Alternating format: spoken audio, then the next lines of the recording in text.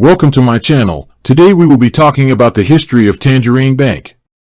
Tangerine Bank, a well-known Canadian financial institution, has a history rooted in challenging traditional banking.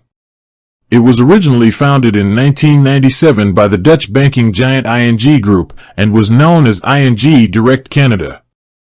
The idea behind ING Direct was to offer a different kind of banking experience. It was a direct bank, which meant it operated without physical branches, allowing it to offer higher interest rates and lower fees compared to the big, traditional banks.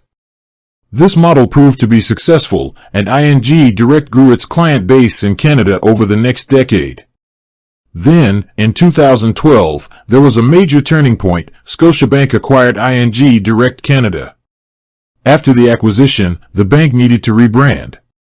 In 2014, the name Tangerine was officially launched. The new name and vibrant orange branding were chosen to reflect the bank's core values: simplicity, innovation, and a focus on forward banking.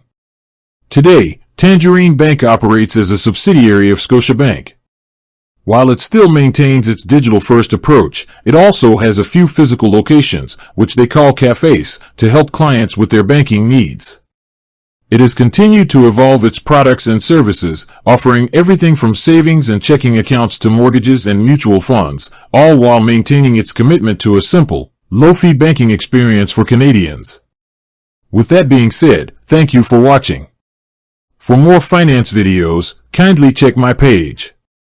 Please like, share, comment, and subscribe to my channel. Thank you.